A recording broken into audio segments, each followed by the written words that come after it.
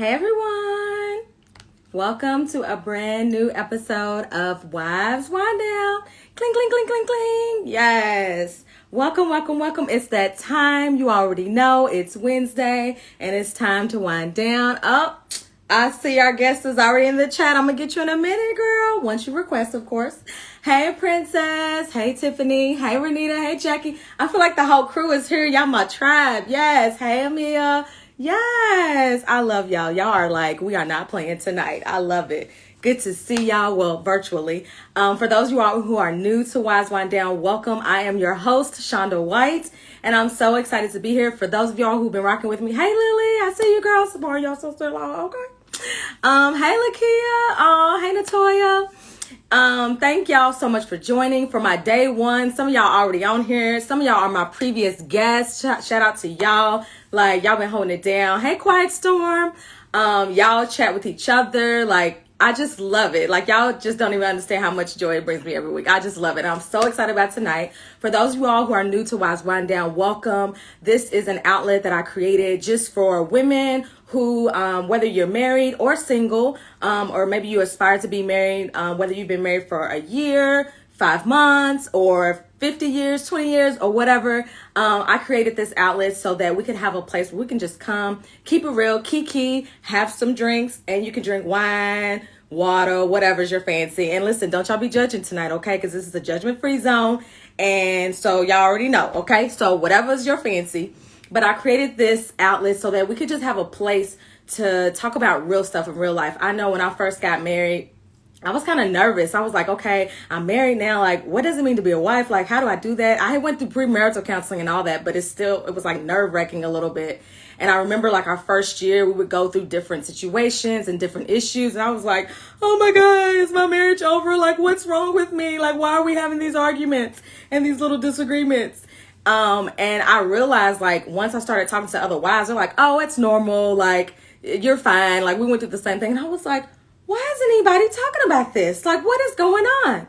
So now that I've been married for 12 years, I'm like, you know what? Let me create an outlet where we can come together and just keep it real about the highs and the lows. You know, a lot of people always talk about marriage takes work. And I just wanted to like pull that curtain back and show others like what that work really looks like and why it's worth it. Because regardless, like if you want anything in life, you always want to work hard for it. So marriage is the same thing. It's like it has so many rewards and you reap the benefits of it, but you have to sow into it and you have to invest into your marriage. And so I wanted to, you know, bring that to the forefront and have those real conversations because we're really not having them as much as I'd like to. And so I was like, I'm going to create that outlet. So again, if you're new to Wise Wind Down, welcome. We're here every Wednesday and you can catch a replay after. And for those of you all who are tuned in and y'all who come through every week, I love y'all to pieces. Y'all just bring a smile to my face. So without further ado, let me welcome and bring on our special guest tonight, which I'm so excited. Ready? Some of y'all ain't ready for tonight. Hey, y'all. Yes, judgment free. Keep it real. Oh, there she is. Hello. Hello. Welcome, welcome, welcome to Wise Wind Down. Shout out to my EBC fam. Listen, we made it. I've been praying for you all day, sis. All day. Listen. I got everything done except, you see, I'm still rocking my COVID look, but we just gonna roll with it. Listen. I said, Lord, please let me log on to this thing, right? You know, you've been challenging me since the day you asked me to do this, but I'm on here. Oh, I can't wait till we talk later about challenges and stepping out of your comfort zone. Because listen, I'm like, if the Lord didn't send me nothing for a reason, he sent me to help get Lady Oliver out the box. Come on, somebody. Yes, they are so excited. Yes, EBC the place to be. Had to shout y'all out. So before we get started, let me introduce you to everyone for those who may not know who you are. Lady Oliver, a native of Louisiana, a graduate of Grambling State University and Southern University A&M College, and having worked with the CIA, Lady Oliver married her intellect with her ingenuity and has left an indelible impact on women all over the nation through her ministry and passion for God's people. Lady Oliver is a proud member of Delta Sigma Theta Sorority Incorporated. Yes. today she's a wife, mom, and she serves as the leader of the Women of Worship Wow ministry, which I love, of Elizabeth Baptist Church. Her passion and fervor to educate, equip, and empower others has earned her title of director with the leader in clean beauty, namely Beauty Counter. Everyone, clap it up in the chat. Give a warm, loving welcome to Lady O. Yay. Yes. So first of all, how are you doing? How's quarantine been for you with the virtual learning and all of that? How are you doing? Listen, so when we closed out last year, right? We closed out last year virtual, but that was easier because they just did the little quick video at the beginning, and then we spent the day doing their work that way at our own pace. This time, since August, I have been lunchroom lady doing breakfast. Then I'm the teacher, I'm the para teacher. I'm the playmate, the PE coach, the lunchroom lady. You know, I go back to mommy and wife for dinner. Listen. So when Friday come, like I saw you Friday, and I was like, I'm just thankful it's Friday. Yes. But I'm blessed that, you know, I have that opportunity. But, you know, shout out to those moms who are working like full time at home and still have to do this homeschool thing. Listen. This is work. It's work, but we're making it. You know, we're making the best of what we've been given, and you know, this is an unprecedented time. So we just you know, embrace one another and keep it pushing and keep our space when we have to. Yes. Don says so true. Hey Don, yay, EBC fam in the house. Yes, that's so true though. Like, I don't have children, but my heart goes out to all of you parents, wives and husbands. Like, hats off to y'all, because listen, like you said, I can't even begin to imagine. So, and even the teachers, you know, like to gosh, thrust into an environment and have to learn a technology, and was just like, okay, now make this work. You know, it's a lot. I think it's a lot, you know, all the way around. But, you know, prayerfully, we're maybe towards the end of it where we can get back to some sense of normalcy. But, you know, I've been praying for moms and for teachers and, you know, even dads, because dads have had to step up to the plate to make this happen. Like, everybody, all hands on deck. I was literally on a call the other week, and this guy's little girl was licking her daddy's face on screen, and she was just having the time of her life. Oh, and I mean, licking, she's like, and he's just sitting there like, please stop. So yes, the moms and the dads, like, hats off to y'all. Like, oh my goodness. So what have you, I'll say your husband, which for those you all don't know, it's also my pastor, but what have you and your husband been doing? Like, anything you've done fun over quarantine, like to get some time away from the kids and from the church and everything? We tried, but they're like stuck to us like glue. So the past couple of weeks, we've decided that, you know, they've been enclosed in this house. I'm like Mama Bear, right? I don't want them out, period. But my husband was like, Cleo, you being too tough. Like, come on now, we can do something. So I'm gonna tell you how they first got us out. We went to, they wanted gelato. So we went to gelato. And we sat outside, but then they love this little restaurant, 𝘠𝘩𝘢𝘍𝑒, and they was like, come on, let's just eat dinner here. So ever since then, he's been wanting to take the girls out to a patio. So we do patio every weekend. So we sort of like sit by each other so we can have, you know, each other's time. Aww. But we can't leave them because it's just, they've been in here since March, really, right? And so, you know, we will do for our anniversary. A lot of people thought my anniversary was yesterday when you put that post out. But so thank y'all. But it was October 20th. It was October. We did go to 10 degrees and we sat by the door and it was open space. So that's the type of stuff that we've done since quarantine. We used to take walks with the dog before the weather got crazy. And, but for the most part, it's just, we just go with the flow. Listen, and that's real. That's honest. Like, that's just what it is. And yes, their anniversary was in October, and y'all have been married for 16 years, which is incredible. I wanted to know, how would you describe being a wife now versus like when you first got married? Like, was there anything you had to unlearn about being a wife or even just being married? So when we first got started, right, when he proposed, he gave me 60 to 90 days. So I really didn't have a chance to really like besides the fairy tale that we all dream of about getting married. Like I really didn't have that. I wanted the long 6-month engagement where I could just, you know, think about my whole day. Right. But I didn't get that. And so I'm I like, let had me to, write like, that down. 60 to 90 days. he gave me 60 to 90 days.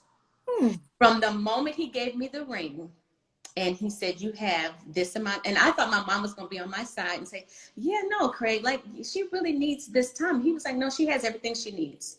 Like she got 60 to 90 days. And so I think, so when I jumped in, but so for me being a wife so he was pastoring before I came, like 9 years. When I got there, it was like 10. You know, we celebrated and then after that, so we met 1 year and was married in the following year. So October is our month. We met October 2003 and married October 2004.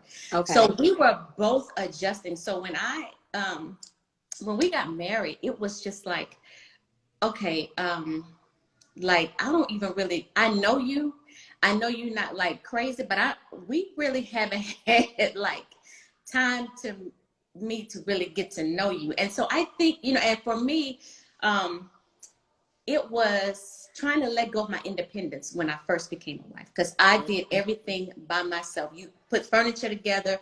I took my own trash out. I paid my own bills. And when we got married, he was like, I need you to stop working. And I was like, no, sir. He actually asked me to do that before we got married. And I was like, no. Now you can give me a ring and we can talk about getting married. And then I will consider leaving my job. I have 2 degrees. Like, what are you talking about? Leave my job. So I think the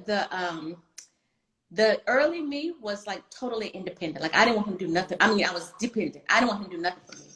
I wanted to do it all for myself because I think I had this misnomer that if I allowed him to do stuff for me, that he would just be like all hovering over me. And I was like, I can do this by myself. I don't need you to buy me nothing. Yeah. So that's how I was early. Now I'm like, okay, you want to get that? Okay, fine. Thank you. Thank you. Thank you. I love that because it's so honest, and I can totally relate because that transition from Miss Independent to Mrs. is a real thing. And somebody else said me too. Hey, made in India. Hi, India. She said me too. Like I think a lot of ladies can relate to that, especially if you've just been used to being by yourself or whatever the dynamics or experience was. Like you just are like, I got this, and it's like finding a more delicate way to like respond, or even like finding a way to let them help you and understanding that like I'm independent, but I can also depend on you. Like I can depend on a man to do things for me, and it's okay. I don't have to like, you know, that was my I was bad. I wouldn't even wait for him to open the door. Now I know that's just, you know, and so he used to get far mad at me because by the time he get around to the car, I'm at where we're supposed to be going. And so he's like, excuse me, you know, like, could you please? I would walk ahead of him. That burned him up. But it was just me just being used to, I walk fast. I'm short, so I take short steps. And he felt that was just like, listen, let me lead. Let me open the door. Let me, you know, and so now I'm learning. But it's so funny because like a couple years ago, I used to sit and just, you know, because when you get married, you get stuck into like routine. Sometimes some men just like, you know, they will be, you know, courteous and all that kind of stuff. Mine likes to play games, right? So I was in the car at times and he'd be like, what's wrong with your door? I'm like, well, I'm waiting for you to open the door. Thank you. Like, okay, you was fussing 16 years ago when I wouldn't let you open the door. Now we 15 years in and I'm waiting for you to open the door, sir. Hello. So that's something that, you know, I think for newlyweds, for those of us who have to do that transition from sort of like that compromise and that healthy space of allowing the man to be, you know, I think that was one of the things I struggled with big time, you know, big time. I didn't have any children when we got married. So I went from career woman to at home. I traveled everywhere he went, but just when we were in town, it was just me.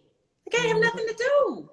So that's real. Someone said, hey, Dee Dee, she said, I couldn't wait for her to take care of things because I was tired of doing for everyone. Listen, I mean, that wasn't my story, but I'm glad you was ready because I wasn't. I was like, I can carry my own groceries. Now, though, I'm like, okay, now you taking out the trash, right? You got the groceries. Like, when I'm driving home, I'm like, on the way, about to pull in the garage. So he's there to get those groceries because I hate lugging in groceries. But I'm like you, it's like, but like you said, everyone's different. So I love that you share that, DD, and I love that you share that, Lady O, because it just goes to show. I'm like, yes, it wasn't just me. Like we all have that journey that we go through with something. Speaking of, you said that you would get mad or sometimes he would get mad. What's one of the pettiest arguments or disagreements that you all have had or tend to have? Like petty. Oh, God. You know, because I'm not really an arguer. So when we dated, like, he used to try to push me to see if I would raise my voice. And I used to tell him all the time, listen, I have good understanding. If you just talk to me, I'm going to talk back to you. But if you start this foolishness, I'm not talking. I'm not talking. So, but something petty, he cannot stand for organized chaos. So like I will leave the stack of mail, like that burns him up. If I if I leave the mail and like just because sometimes I tell him I have to leave it there because if I don't, it's gonna slip. I can't bring it into one of the offices because I'm not in the office every day, but I'm in the kitchen every day. So I want to leave it in a space because I don't like mail. I don't like going through mail. I hate it. But so he cannot stand it. Like, and when he gets into his cleaning modes, girl, everybody gets to scrambling because he might throw something good away that we need. Corey just last night was looking for her little Santa Claus Christmas mug, and she said, "Oh my God, Daddy cleaned, Daddy cleaned up." Listen, so he can't stand that. He can't stand. Renita said, I get that about the mail too. I leave it too. I bet you do, Renita. I bet you do, sis. I'm the same. I'm like, if y'all don't get this mail, like, even though 95% of it is junk, it burns me up, especially because I'm like, this is our mail. Like, it's not just for me. Like, I need you to get it drives me insane. But and then if I clean, that pays the bills, right? I pay the bills, so I need them where I can see them. So let my stack stay, okay? He said, this is just clutter. It is. So that's, you know, that type of stuff burnt. He can't stand it. I feel him on that. I mean, I got your back, but I feel him on that. So I want to talk about you as a so-called first lady, which I use that term very loosely. But I know when we think of so-called first ladies back in the day, when we were growing up, you know, the big hats and just all types of different stuff. And it definitely looks different now compared to back then. I mean, I don't even know if back then we would have even had this wonderful open dialogue with first ladies. So I just appreciate you even being here tonight. But like, what would you say is a misconception that people often have about you or even other so-called first ladies? Oh gosh, like I'm not, I think that they take what has been given and demonstrated and displayed and just blanket it across, you know, the board. And so even down to, you know, what we do and how we serve in ministry, right? Yeah. And so a lot of times if you're going to marry a pastor, you have to either be over the women's ministry, you have to be play or sing in the choir or on the praise team. So when we got engaged, I was like, listen here, what is it that you expected me to do? Because I do not teach, I do not preach, I do not sing, I do not play an instrument, and I do not wear hats. So my grandmother was the first lady, right? And so I think that's one thing. And they thought that I think a lot of people, when they approach me and they see that I'm approachable and I'm kind, you know, I'm really a country girl at heart. So that title has just, you know, I embrace it because this is just who I've come to be, but because of who I married. But I'm Cleo all day long, all day, every day, 24/7. I'm the little country girl that used to sit under the tree with her grandmother eating cucumbers and vinegar, right? And so I think when people see that I am me, I didn't let that title change who I really was. And so that's one of the major things that I find that I come across. I love that. Somebody said, TP Heart Lady, they think we're not reachable. That is very true. I have definitely I've been blessed to get to know you on a personal level. And, you know, I definitely felt that. I was like, Lady O is very down to earth and very like approachable. But sometimes, especially with a bigger church, you don't always, some people feel like they don't have access or whatever, but it's like one-on-one, and even just talking to you, it's you can feel that through you. Like you said, little country girl, like it doesn't take long to realize that. You like, oh yeah, she from New Orleans. Country girl. Yes, I love it. Somebody said that you're quiet and passive, whatever you like Coming to America. Oh my gosh, that's one of my favorite lines. Yes, that's a good one though, that you're passive. And I'm sure that you're not, I would assume that you're not, but yeah, I feel like in that type of position, you probably can't be passive because, I'm just saying. Well, yeah, no, and so I am, I wouldn't say passive, but I'm not confrontational. But I will, I will do things decent and in order. So if there's something that I see that's not right, or that's, that I think requires my attention, I know how to get the attention that I need. So I just don't think I have to be, aggressive, but I am a quiet spirit. I am that. Yes, I am the same, and my husband will preach about that all the time. That's just how I arrived here. And I just stay the same. I was like, Joker, you wasting your time. If you waiting to have an argument with me, you're gonna be waiting a long time. Okay. He used to push me to see because he used to swear that I was crazy and I was gonna be on he was gonna be on the show Snapped. Because I was like, I'm not doing this. I'm not doing this. Like, this is a waste of time. Like, arguing, I can't.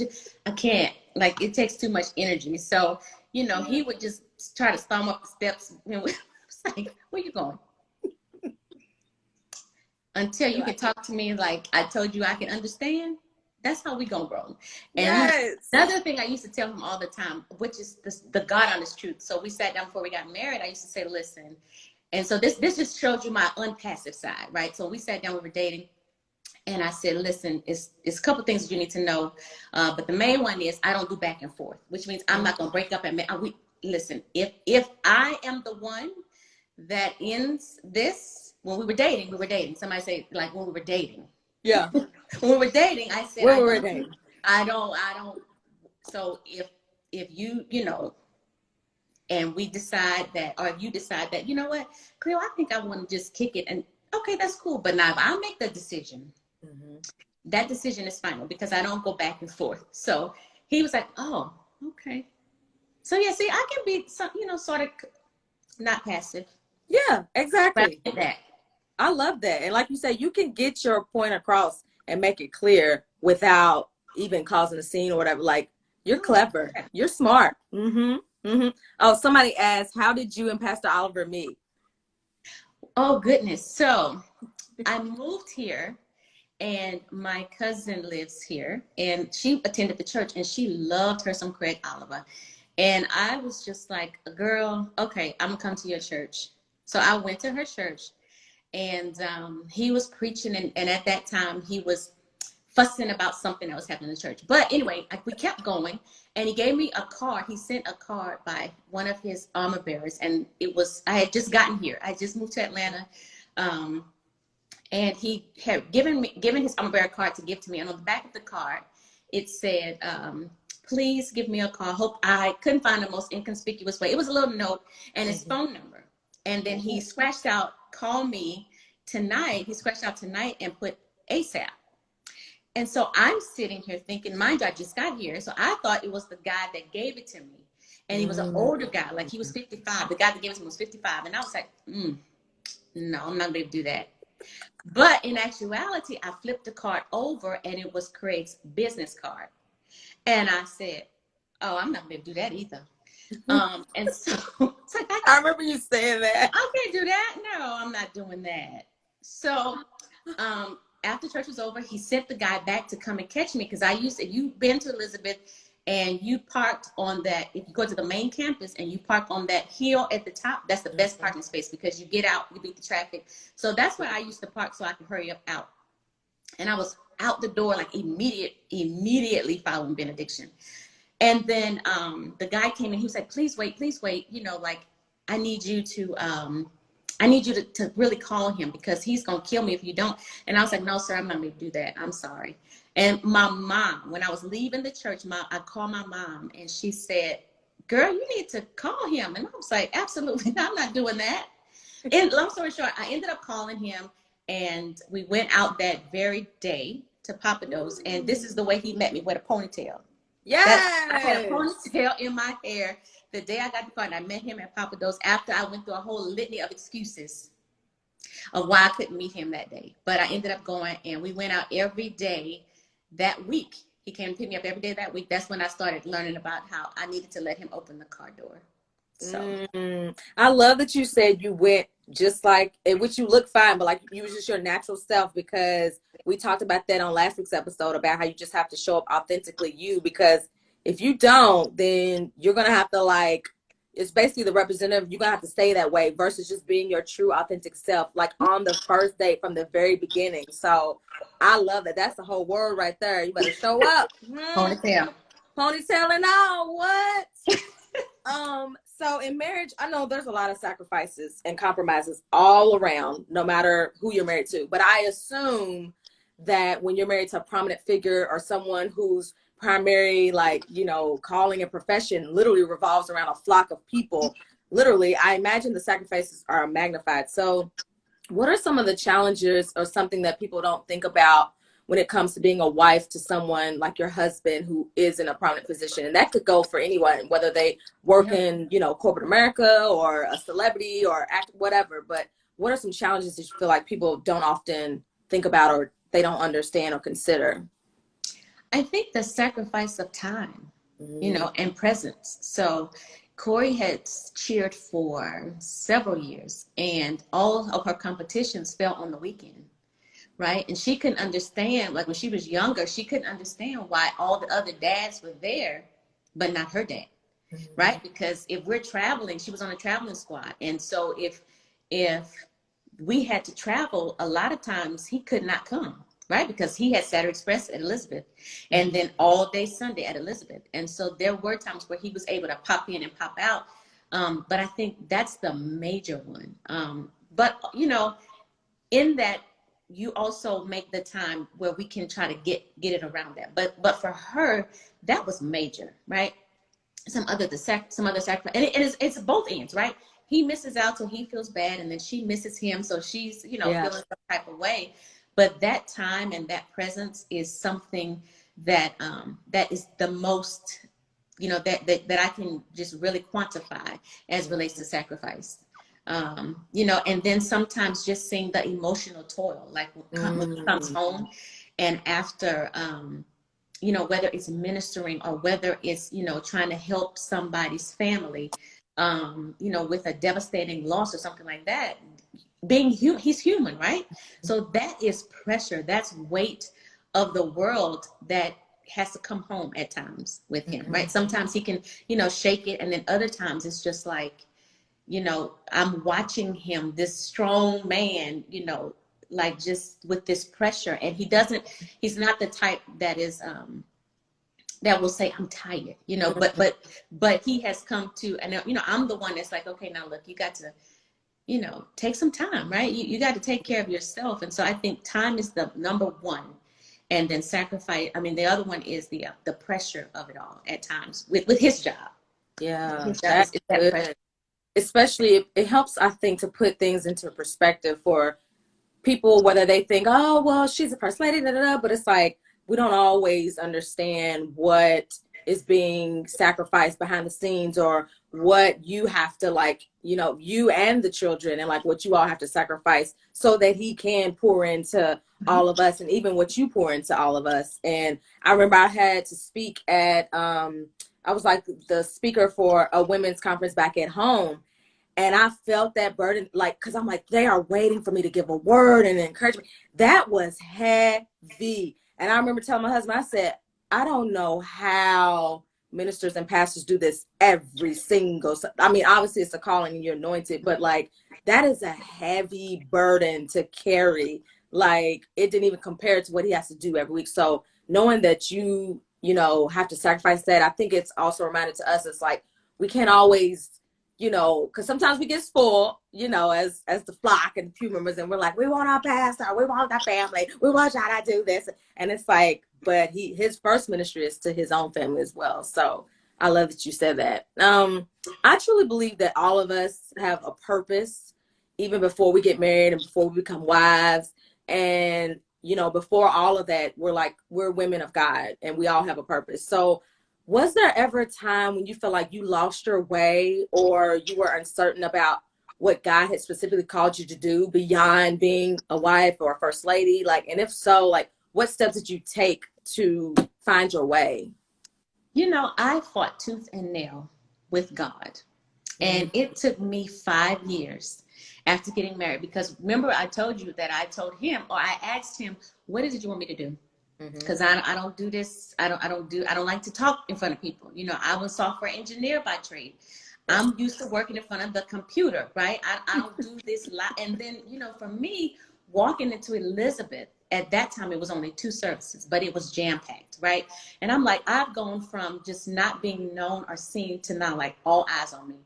And there were days where I would just like, what in the world have I done? Like this is crazy. Like I don't want nobody looking at me like I was so fearful of being judged and being ridiculed and being always looked at like, oh, her shoes don't match, or her hair is out. Well, you know, and so I just had to shake all of that and just be like, okay, so I'm married, this is who I'm married to, and all of this comes with territory. But I ran and I fought from God. So for 5 years, I said I wasn't going to do anything in the church. I was going to let the Lord speak to me and tell me where it was when where he wanted me to be and what he wanted me to do. And I'll never forget, I went to one women's ministry meeting and I was like, oh my God, it was like in the overflow rooms. And I sat there and I saw the capacity that we could be, because when I see Sunday morning, I'm like, it's like women everywhere. And then I was like, you know what? I think that I should probably participate to try to see if we can empower women for whatever reason. I don't know where it came from, right? But even knowing that, I ran away from it. I was like, no, I'm good. I was just playing. I was just playing. Right. And so one day I asked my husband and I said, you know what? I think that the Lord wants me to do something with the women's ministry. I want to do something that empowers others. And he was like, okay, so what I need you to do is go to different conferences and see how they do it and see what's going on. And I did that. And then after that, I was like, no, I'm good. I won't do that.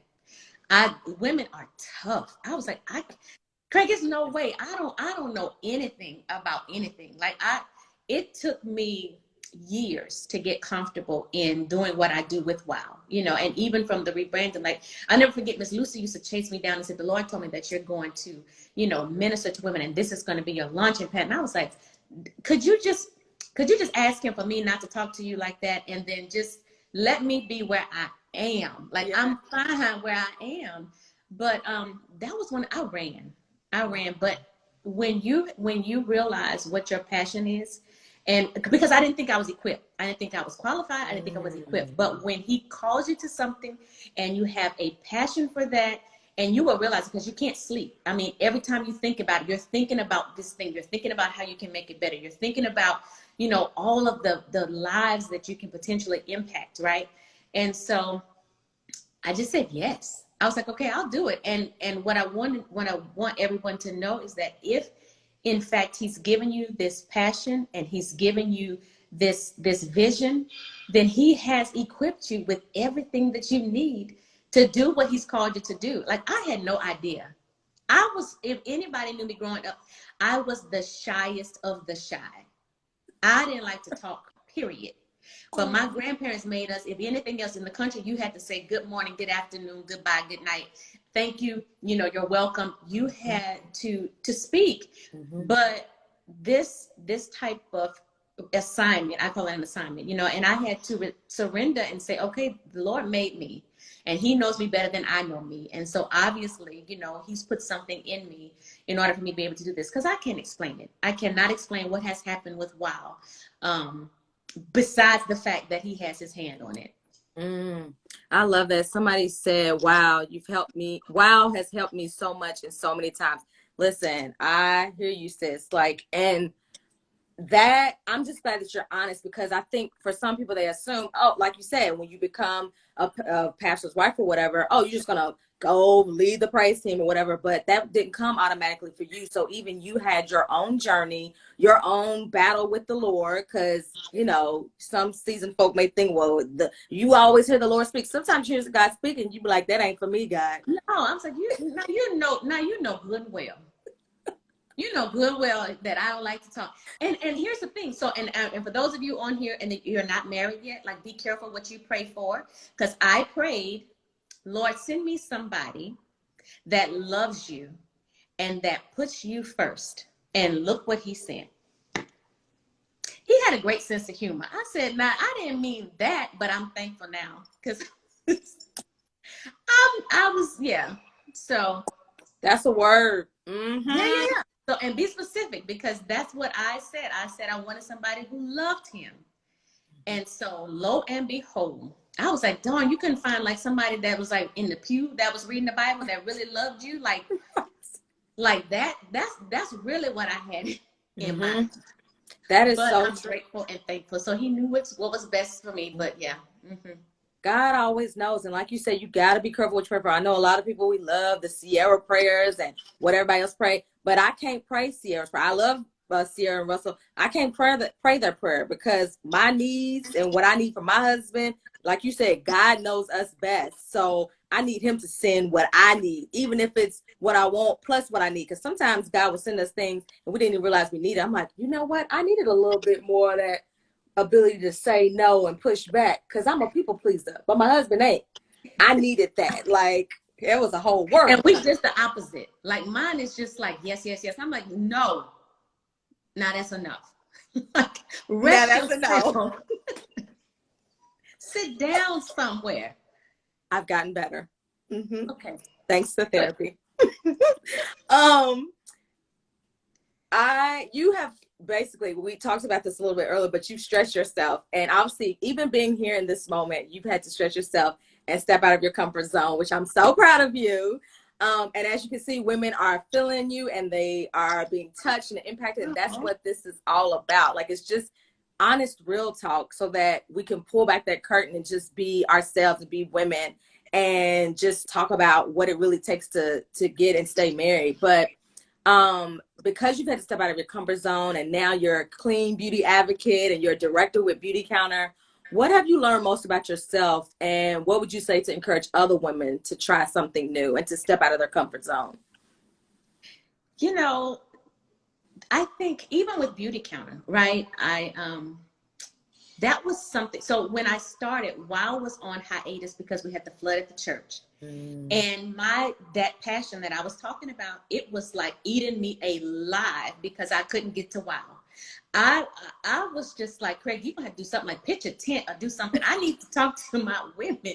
Like that is therapeutic for me, right? Yes. And so Beauty Counter gave me that out where I could still empower and edify women. And so that was something new. That was something that I said I would never do again. I tried something similar. But I think when you set your sights on something, like even in this whole COVID experience, right? This has pushed everybody to be creative, to tap into the gifts that God has given you, because for so long, we just, it's day after day, it's routine after routine. And a lot of times we miss our blessings because we're not looking for something different. Unless we get pushed to the wall or in the corner, and it's like, okay, now I got to do something different, or I got to do something new. So never be afraid to launch out there. This is a great opportunity. Everything is, is virtual. So everybody's trying new stuff. So, you can do things now that you probably would have never considered doing, and just take that leap of faith, because if you knew what the end was going to be before you do it, a lot of times, but it's beautiful when you just jump and you heard him jump and say jump, and then it works. It's just like, that's where the faith, that's the type of faith that pleases him, right? I mean, anybody can just do something if you already know what the outcome is going to be. But Yeah. if you just tap into it, and it may not work, okay, so then we try something else, you know. But if you try it and it doesn't work, pick something up along the way, right? There's a lesson to be learned along the way. So, you know, this is the time where you can tap into your creativity. If you've seen us on, you know, Sunday morning, that's all that would have never been done. We would have never experienced the type of production that we experience now on Sunday morning had we go, you know, we're still going to the building every Sunday. So, you know, that in of itself is just, you know, a blessing when you can, you know, tap into that creative side. Everybody got a creative side. You know, you're gifted. So, you know, tap into that. Don't be afraid. I love that. Somebody, hey, Tiffany, she said, same purpose in a different way. Totally right. And Lily, she said, you're absolutely right. And Renita said, wow, needed that. And somebody also said, faith forward, take that leap, tap into creativity. Absolutely. Like, that's such a good word, especially because now in this, what can seem like a silent season, it's some of the best times to hear from God, because we don't have all those extra distractions. Like, we have to sit with, well, what do I like? Where am I gifted at? What are you calling me to do, God? And so I don't know why I went through. I know why now, I guess. But last year I felt like that was the type of season I was in. And I was so thankful for it because I couldn't hear from God. So I had to sit and be still. Yep. And now it's all making sense. And I know that this platform wouldn't have been birthed if I hadn't gone through that season last year. And like you said, faith and forward and like tapping into your creativity, whatever that looks like for you. So I love that you said that. One of my last questions, we always hear how, you know, we have to hold it down for our men. And like, I know you're there for your husband in more ways than one. And, you know, obviously because of the role that you both carry. But tell us about a time when your husband was really there for you and what having a supportive husband looks like in your household. Oh, man, he's there all the time. Like, especially when I have to do something that's out of my comfort zone. Yeah. But one of the things that, one of the ways he was there in one of the most trying times, I'll talk about that because that's, you know, it's easy. He's always pushing and encouraging me and, you know, saying, because I don't like to say that I doubt myself, but sometimes I'm not as sure in myself. And so he's always there. Come on, Cleo, you got this. You got this. You can do this, you know. Yes. And so that way, but when I lost my dad, he was actually traveling and I couldn't reach him for nothing. I mean, couldn't reach him for nothing.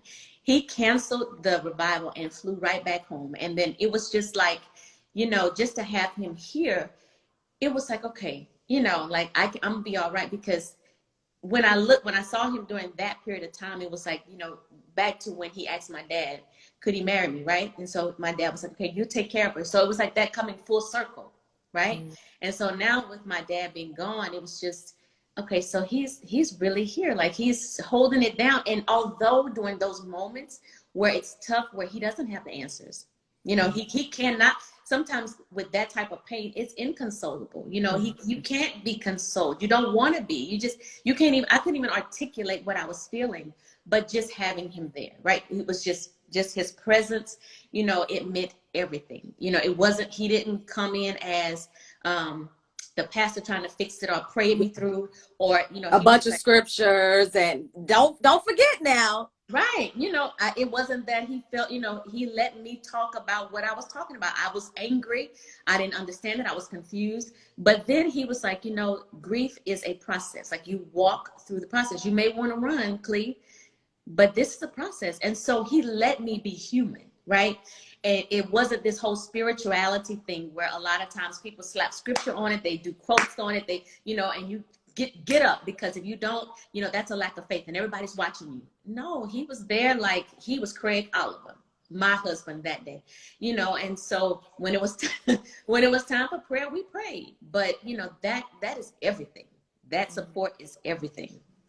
I love that, because I was talking to a young lady the other day, and you know, not everybody has that. And I think sometimes when you're used to chaos and toxic relationships, we don't always know what love looks like. And so we have been conditioned to be this ride or die, and we got to be there for our men. But you know what? We as Black women and women, period, we need someone to be there for us too. Like we need that support.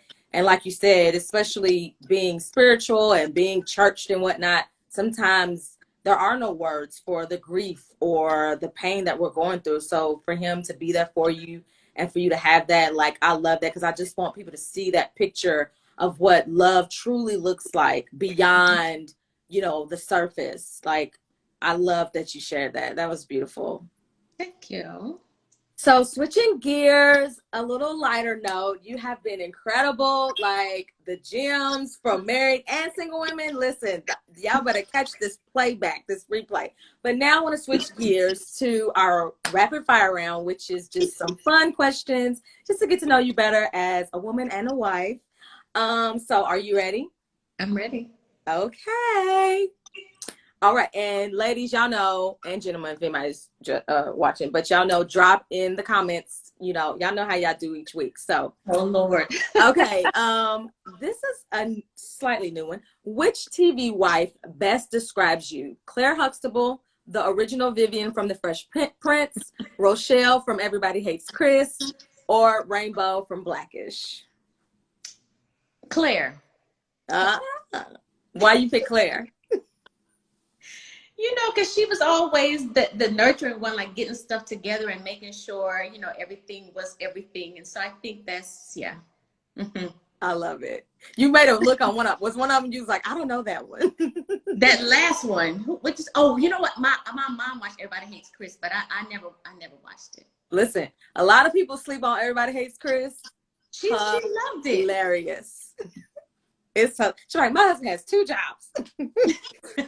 Okay, who's more the morning person, you or him? Oh God, him. Yeah. Oh God. Listen, when we first got married, I used to tell my mom, I used to call her like when he leaves, Mom, he don't sleep. Like he don't sleep. Because he was so used to being single, so he get up slamming doors in the bathroom, turning on all the lights at 5 o'clock in the morning. I was like, I'm not gonna be able to do this. I'm not gonna be able to live with this man. Yes. Yeah. Oh, Lord, help us, Jesus. Who's more likely to want to cuddle, you or him? Me. Oh. All right. This is always controversial. Okay. Toilet paper over or under? Now, I know I'm probably gonna go against the grain with this, but I have a reason why.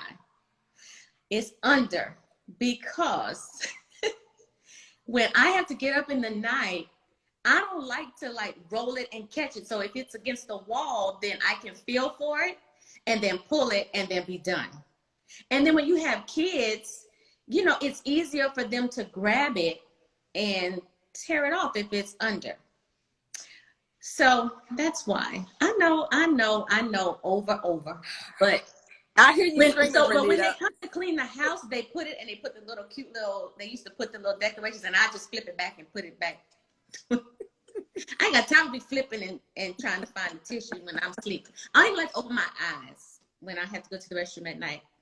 I haven't seen one under yet, except for Renita, who's screaming, it doesn't matter, but I haven't seen anyone. Okay, there is an under. Thank you. There we go. TP Heart Lady. All right, there you go.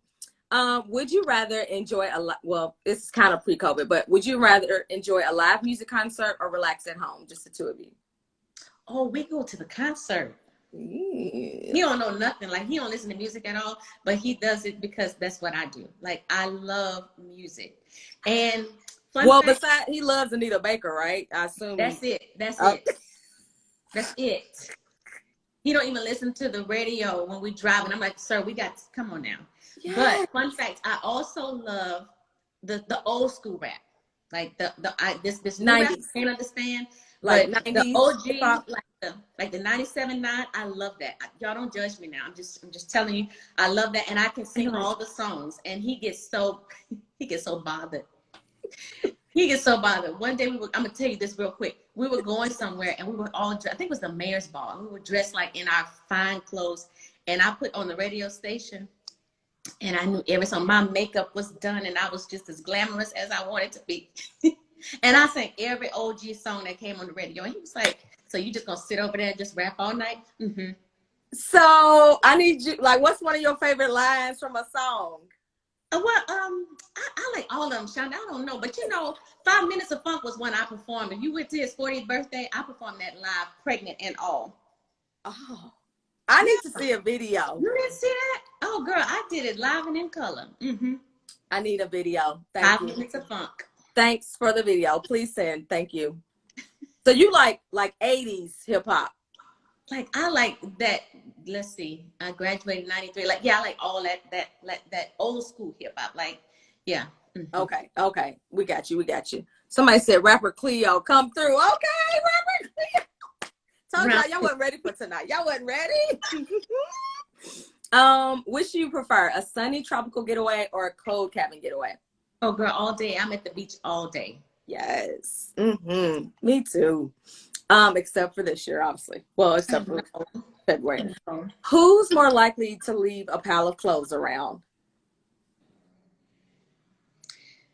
So he will, but he, he's very meticulous and very, he's what you call them people that, like OCD? Yes. So case in point, last night he came home and just threw everything in the middle of the floor in the bathroom. And so when he got up this morning and went shower upstairs and came back down to the bathroom, he walked in the floor and was traumatized at his own self. And because he left his clothes in the floor. He couldn't believe it. But if somebody was to leave clothes in the floor, it'll be him. Yeah, Eric's OCD, depending on what if it bothers him, he's OCD about it. That's about the only time he's OCD. I think I know the answer to this, but for the people, home cooked meal or takeout? Home. Because I know you could throw down that New Orleans Cajun. I'm a Creole girl, you know. Yes. Yeah. I need some of that. So so that he said that's the way I won his heart. I cooked for him probably about the second week we were going out. I let him come to the house and I cooked some Creole stuff for him. I bet you did, lady. I bet you did. Okay. Who's the better listener, you or him? Now it depends. So I think, I like to talk, but I like to tell like the story and he wants me to get to the point. Yes. So I don't know if that's a good listener, but I'll listen. But he listens to, when it's something serious, he'll listen. But if it's like I need to run an idea about him, like, okay, Cleo, okay. So, but if it's serious, he'll listen. So I think we're probably both even. Okay. That's good. See, women don't believe all those myths out there. And they say men don't listen. So the men actually do listen. And the last one, your personal favorite Black love movie of all time? I don't know. You know what? I think I'm gonna go with the holiday one. The what is it? This Christmas, the Aww. Of all time? Well, okay. I don't know, Shonda. I don't. That's a good question. I don't know. Well, I like this Christmas. What'd you say? I'm gonna do like a range. I don't know. I do like Love Jones. Somebody put Love Jones. I do like that. There we go. This Christmas is a good one. I watch that every year. Like, that's a good one. I like it. I probably don't put it in my Black love category. I just think of it as like Christmas movie, but yes, I like this Christmas. Yeah, yeah. So all time. Okay, I'll go with Love Jones. Yeah. Yes, I knew a Love and Basketball was coming. That was a good one too. I knew it. Yes. I like that one too. The Best Man Holiday. Yes. Oh my gosh. I watched The Best Man Holiday the other week for like the 800th time. So The Best Man is my favorite of all time. The first one.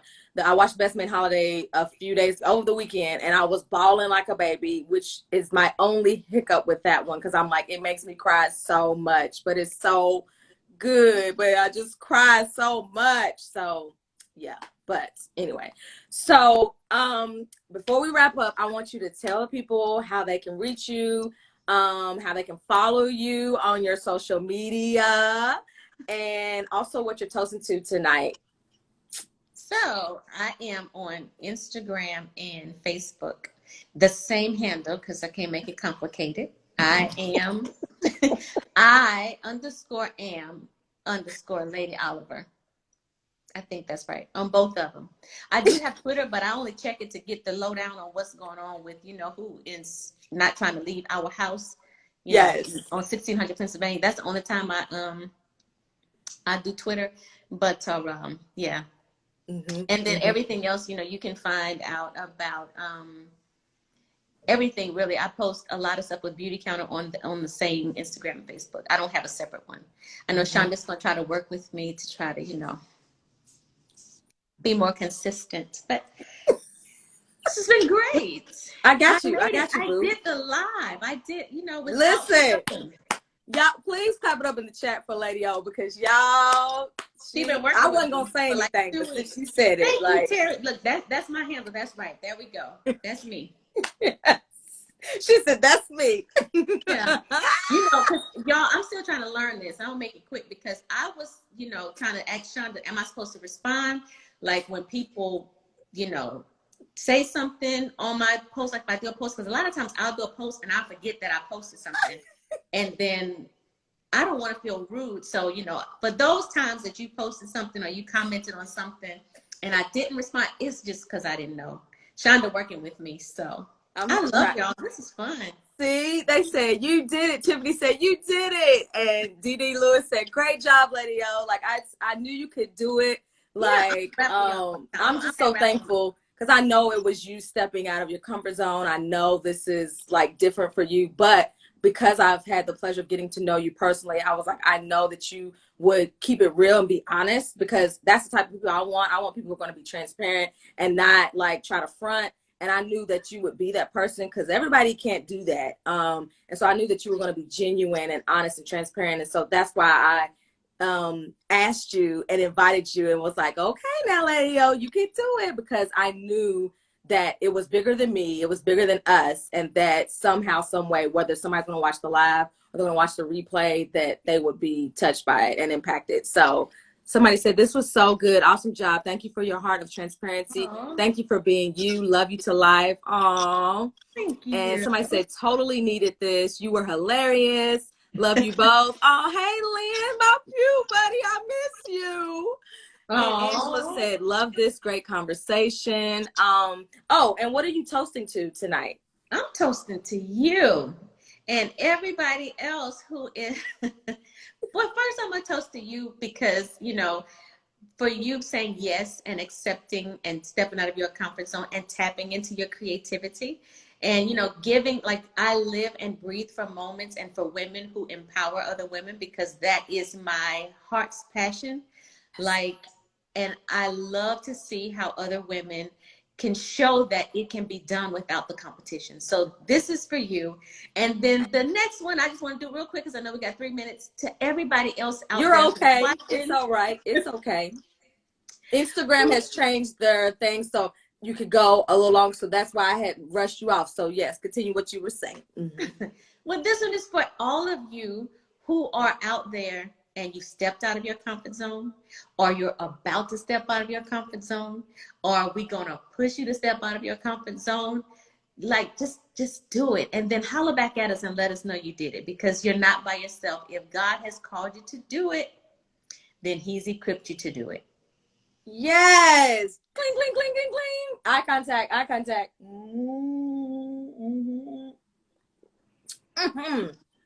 Listen, yes to all of that. I toast to exactly what you said, and I also toast to you killing it for your live. Hey, yes. And like you said, I toast to all of you ladies out there. I love y'all, appreciate y'all so much. Every week, y'all just make me so happy. This is our 20th episode. I can't believe it. I'm trying to figure out. We're already booked up through the end of the year. I'm trying to figure out how we're going to do next year. We might have to go every 2 weeks or something. I welcome your ideas and suggestions, but I'm just like, okay, God, keep doing what you're doing. And so I appreciate y'all. If you came in late, you're like, oh my gosh, I missed the beginning, or I just came in late. Don't worry. I'm posting the replay right after this, so you can share it. You can tell a friend. And just share how wonderful the experience was for you. And like she said, holler back at us if you step out on faith and do something that you wasn't planning on doing. Like, we want to know. I love those stories.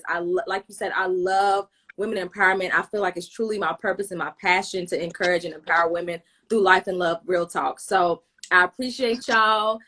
Somebody said, what shall I do? We'll see. It's just I want to give y'all what y'all need, but I'm also trying to figure out, okay, like, how we gonna make this work? But I know God's gonna work it out regardless. Yeah. So I appreciate y'all so much. And Lady O, I can't thank you enough for just your genuineness and just for being a home girl. Like, come through. Like, you're just a home girl, and I appreciate it more than you know, because you inspire me and you are someone who I admire and look up to. But I also appreciate that I can just be real and honest with you. So thank you so much again. Love you. Okay, I love y'all. Y'all have a wonderful, wonderful week, and be great. Be amazing. Bye. See y'all next week.